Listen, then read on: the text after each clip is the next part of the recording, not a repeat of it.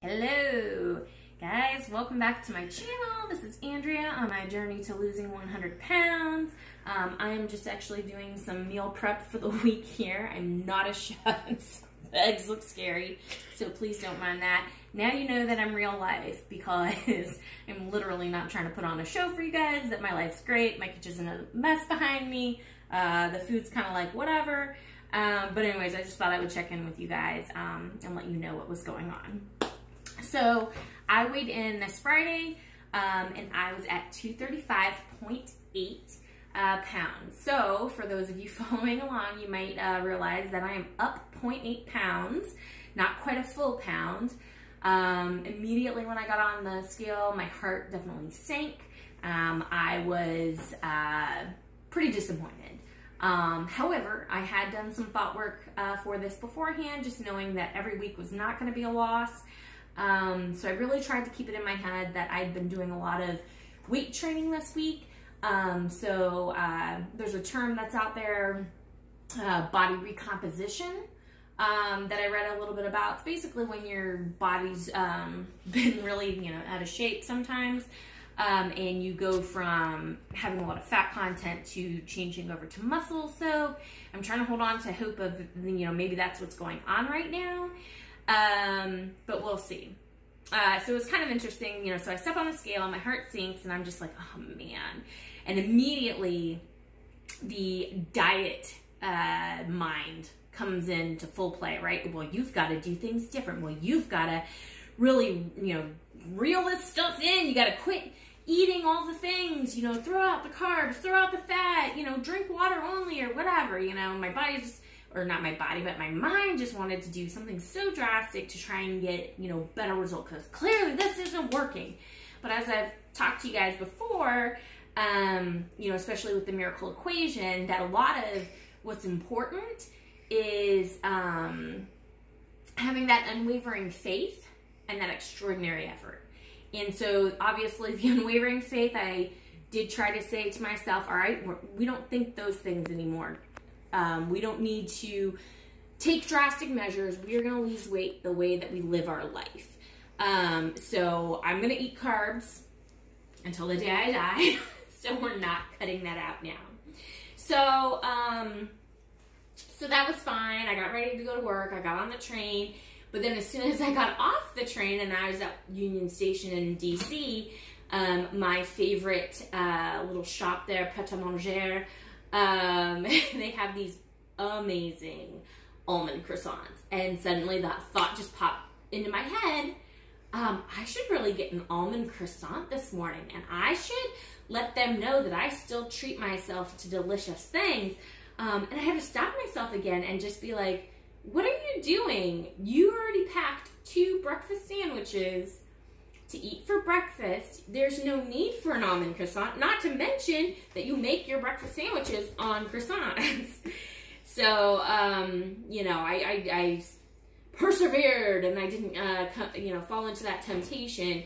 And I thought about it a little bit more, and I think that subconsciously I was still bothered by this 0.8 pound gain. And so I think I was searching for something delicious and sugary to kind of comfort me in that way. So, I'm still a work in progress, obviously. I'm only about 15 pounds down. It's a step in the right direction, but I still have a lot to go. So I'm really just trying to take my time to really think about the processes that I go through and how I'm triggered by certain events that make me want to eat or have sugar or, those different things. I was also, a friend of mine had posted a TED Talk. And honestly, I wasn't that thrilled with the TED Talk, so I'm not sure I'm really going to share it with you. I don't really remember the title. But basically, her whole thing was to become an expert in yourself. She is a statistician. And so apparently, she just keeps all her bodily vitals like on the daily in a little record, like journal or whatever.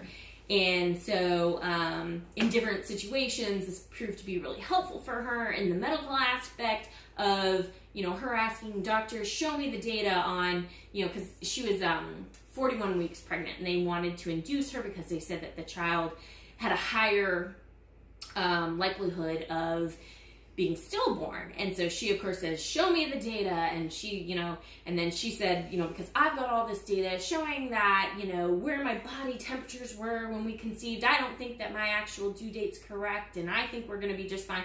And so anyways, she just kind of illustrated the point that she was an expert on herself and her body. And while I didn't think the TED Talk was really that great, it did get me to think a little bit about becoming an expert in my own self. So I have shared with you guys before that I am doing the 24-hour food plans every day.